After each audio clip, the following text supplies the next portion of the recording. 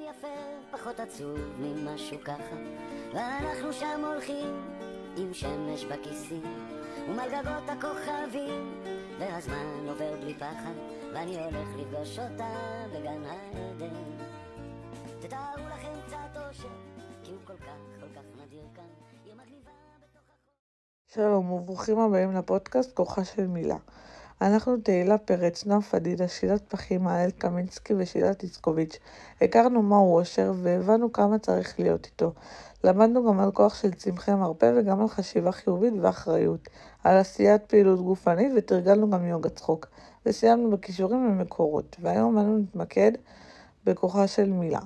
בפרק זה נתמקד בכמה שאלות קריטיות, איך המילים שלנו משפיעות על אורח החיים שלנו, כיצד הן מעצבות את הזהות האישית שלנו, והאם טון הדיבור יכול לשנות את משמעות המילים. כל אלו נתבקש להבין, ואולי גם למצוא דרכים בהן נוכל להשתמש במילים כדי להרגיש טוב יותר. אליעזר בן יהודה, יהודי מבדח, מילים מילים, מילים מילים, הוא בא ממוחו הקודח. שאלה ראשונה, איך המילים שלנו משפיעות על אורך החיים? המשמעות של המילים שלנו הרבה יותר רחבה ממה שנדמה לנו. אנחנו חיים בעולם שבו כל מילה שאנחנו אומרים או חושבים משפיעה על הדרך בה אנחנו מרגישים. והרגשות שלנו משפיעים ישירות על הבריאות שלנו. תחשבו על זה לרגע.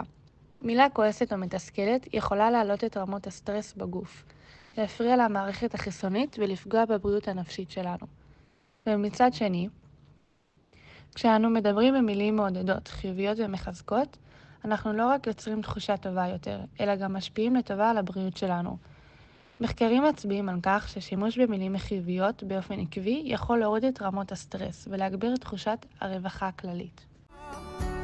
מילים מילים ואת משמעותן יבוא לו גל לשטוף אותן, אבל אני כרוך אחריה, היא מחכה לי בלילות. אז כיצד המילים מעצבות את הזהות האישית של האדם? המילים שאנחנו בוחרים לומר הן בעצם כמו תבניות שמעצבות לנו את הזהות האישית שלנו. אם אנחנו כל הזמן נהיה עסוקים בלומר לעצמנו, אני לא טובה מספיק, או אני לא מסוגלת, בסופו של דבר נתחיל להאמין בזה. לעומת זאת, כשאנחנו משתמשים במילים מחזקות וטובות, כמו אני מסוגלת, אני מספיק טובה, או אני לומדת ומשתפרת מהטעויות שלי כל הזמן, המילים הללו הופכות לחלק מהזהות שלנו. המילים הן כלי חזק מאוד בעיצוב התפיסות שלנו לגבי עצמנו. כל מחשבה, כל שיחה פנימית, כל אמירה כלפי אחרים, היא גם דרך בה אנחנו מעצבים את הזהות האישית שלנו, אנחנו הופכים להיות מה שאנחנו אומרים על עצמנו.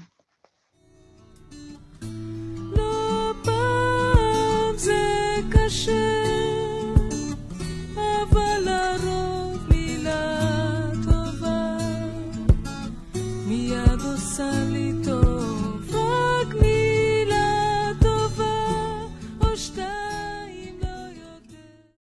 מה מילים יותר עשויות לגרום לאדם? לפגוע או לרפא? האם המילים יותר עשויות לפגוע או לרפא? התשובה אולי. היא תלויה בכוונה מאחורי המילים ובדרך בה הן נאמרות. מילים יכולות להרוס את הביטחון העצמי של האדם, לגרום לו להרגיש חסר ערך או לא מוערך. זה קורה שאנו בוחרים במילים פגות ומזלזלות. אבל אותו כוח בדיוק יכול גם לרפא. מילים של חיזוק, של תמיכה או של אהבה יכולות לעזור לאדם להתגבר על קשיים, להרגיש מוערך או להתפתח. מילים יכולות להיות שמן שמזין את הרוח, שאנו משתמשים בהן בצורה חכמה ומחזקת. חישבו על אדם שאמרתם לו מילה טובה, איך זה גרם לו להרגיש. עוד לעוד ספר את הסיפור שלך, יש לך אחד יפה, גם כל הכאבים והחולשות שלך הפכו אותך אחד כזה, שלא מפחד ליפול, שלא מפחד לגדול. אתה תו לתו נגן את הניגון שלך, יש לך אחד יפה. האם טון הדיבור או נימת האמירה יכולים לשנות את משמעותה? ברור שכן. הרבה פעמים אנחנו שומעים את אותה מילה, אבל המובן שלה משתנה לגמרי לפי איך היא נאמרת וטון הדיבור. טון שמביע חום ואכפתיות יכול להפוך את המילים לחיוביות ומחזקות, בעוד שטון כועס המזלזל יכול להפוך את אותה מילה לפוגעת ומחמירה. בנוסף על כך, הדרך בה נבחר להדגיש ולהעמיד במילים משנה את הדרך בה יקבלו אותם. כלומר, אמירה אחת יכולה להתאפס כמעודדת ומחזקת, בעוד אותה אמירה בטון שונה יכולה להתאפס כרעה או מזלזלת. זה מדגיש את העומק של הכוח בשבתון ובצורת האמירה של הדברים. אל תפחד, תשאף לדעת, אל תדאג או תקיים. מי שבידו לגעת, יש שבליבו עוד לנחם. אל תפחד, ימים יבואו ועונות, שנה תחלוף. אתה תראה שעוד נגיע אל הגדול. אל תפחד ממנו. לסיכום, הכוח של המילים הוא בלתי נתפס. הן יכולות להשפיע על הגוף שלנו, על הנפש שלנו, על הזהות שלנו, ואפילו על הבריאות שלנו. באמצעות מילים נכונות וחיוביות ומחזקות, אנחנו יכולים להטמיע תחושות של אושר ושפע בחיינו, ולשפר את איכות החיים שלנו. אנחנו יכולים לבחור לפתח קשרים עם אחרים, או להחמיא לעצמנו בדרכים שמקדמות אותנו. המילים באמת של אושר. ואם רק נבין את הכוח שלהם, נוכל לשנות את העולם שלנו, או את העולם בכלל, בכל מילה, בכל פעם. אבל אין הדבר תלוי אלא בי, אלא בי.